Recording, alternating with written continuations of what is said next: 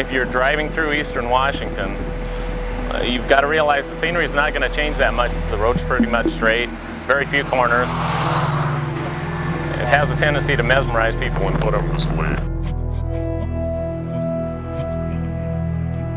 If you're within a few hours or a few miles of home and you're extremely tired, it's very easy to justify, I can make it.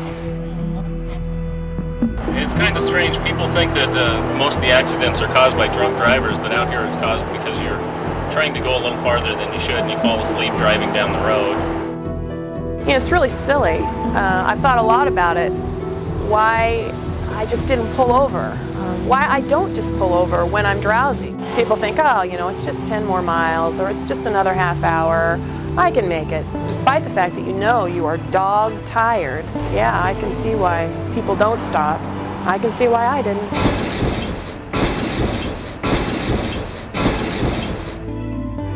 Because my husband was killed by a driver that fell asleep at the wheel, I hope in his name I can make some difference. Because, like I say, this is a very, very serious problem. And more people are being affected by it. More families every day.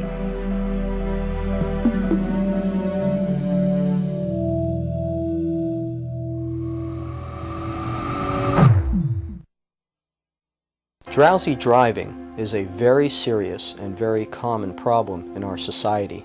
We need to pursue this problem with as much vigor as we have drunken driving.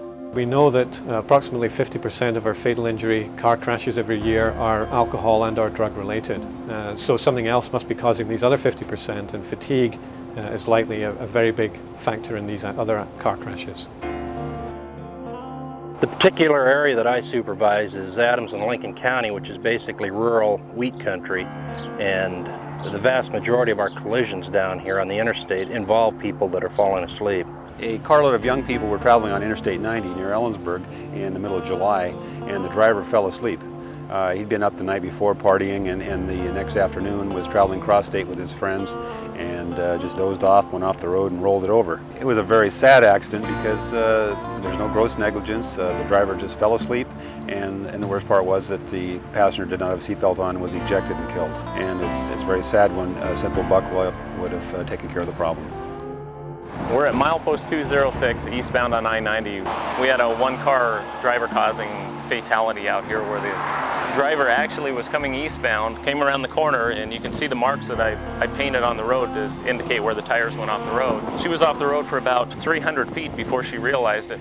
By the time she corrected the vehicle, she overcorrected it, went into the guardrail, causing the vehicle to roll several times across both lanes of I-90, coming to rest in the left lane out here. She died, I believe it was a month later, due to the injuries caused from the accident. Another case that comes to mind is was a woman driving a Chevrolet Suburban. She was from the Spokane area, had driven over here to Seattle, visit some family.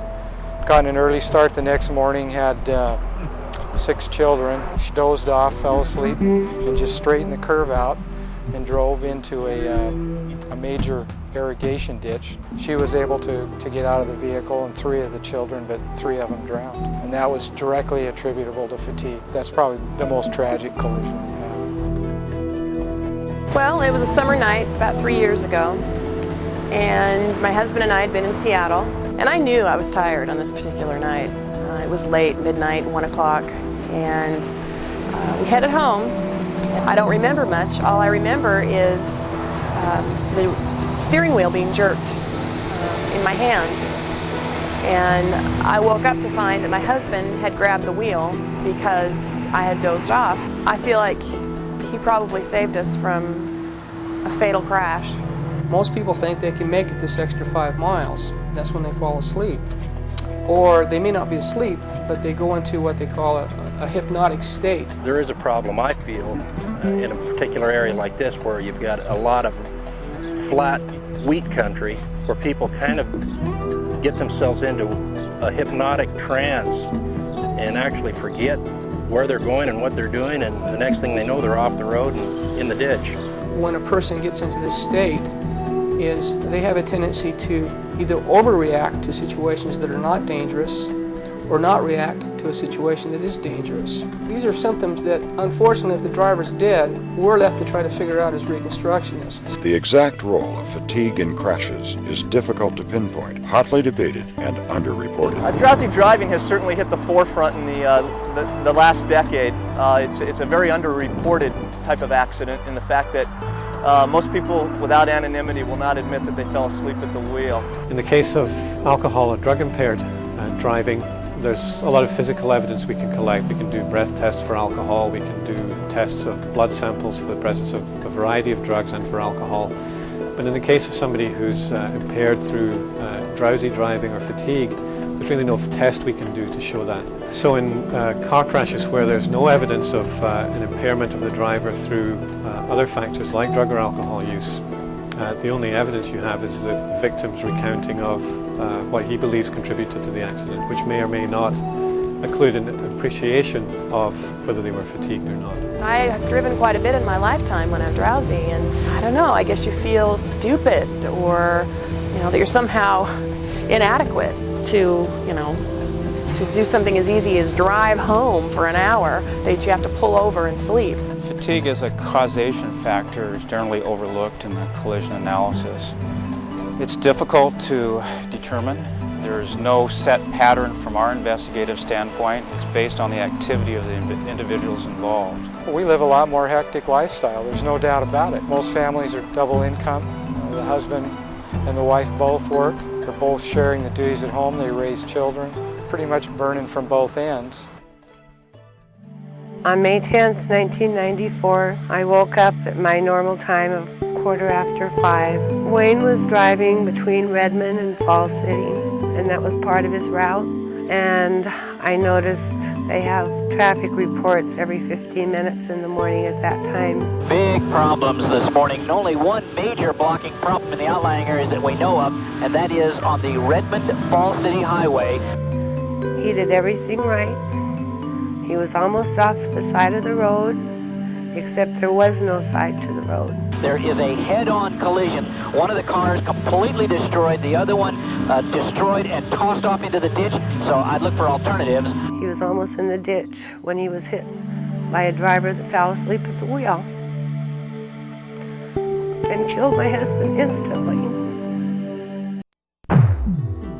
What I found out about the other driver, he had been working all the day before. This fella, he's working 2 jobs. He worked all day as a construction worker, then he also did some stuff on the side. The driver was staying up all night to work on an apartment complex that he had built or trying to remodel. He worked all evening on those, well into the late night, about 4 o'clock in the morning, and then he had to be at work the next day at 6:30 or 7.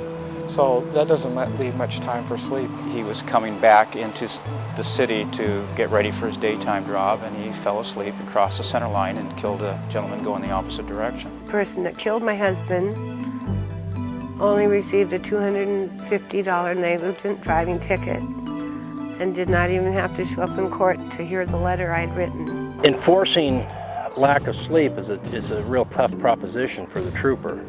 He's got to make some decisions out there. Normally what we try to do is educate the motoring public. Luckily what we have had accomplished here over the last few years, we've got rumble strips on the shoulders that often do help wake people up when they nod off. Rumble strips are indentations in the shoulder pavement that are hopefully there to prevent run-off-the-road type accidents. The newest generation of rumble strips were designed with the truck driver in mind. The radius of these concave indentations in the shoulder matched the radius of a truck tire. And so that it was essential that when this design went down that it address the radius of a truck tire, because truck drivers are probably prone to it as much as anybody. Rumble strips have had some statistical data done with them, and in particular, the states of New York and Pennsylvania have published data where continuous shoulder rumble strips reduced run-off-the-road type accidents by 70%. The National Sleep Foundation estimates that 20 to 30% of shift workers have had drowsy driving mishaps. Sleep deprivation is epidemic in our society. Often people who work the graveyard shift revert to a more normal sleep-wake schedule on their days off. This means that they're perpetually jet-lagged, if you will. We can have fatigue crashes that occur on sunny, warm days at 3 in the afternoon, as easily as we can have fatigue collisions occur at 2 in the morning. We not only need to educate shift workers about the dangers of drowsy driving, but we need to educate their employers. This will not only increase safety, but improve productivity and reduce healthcare costs. What I spend a lot of time thinking about is, why didn't I just pull off for a few minutes and sleep? Or why didn't I say, hey, I'm tired, let's stay here tonight? And then of course I always think about the what ifs of, what if we had been, killed or seriously injured? Would have never had my child, would have never done a lot of things. My life, I don't call it a life anymore, because when my husband died, it took most of my life too, because there's not much you can do alone. I don't call what I'm doing living, I call it existing. Without him, nothing matters.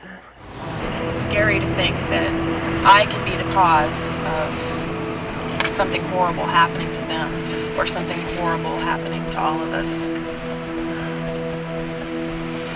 It's very scary. People get hurt, people die. It hurts families. Don't think of just others, think of yourself, because it could be you that is a quadriplegic or dead, and your family the one left hurting. So if you're tired, take a nap, pull over, get out of your car, because the life you save may be your own.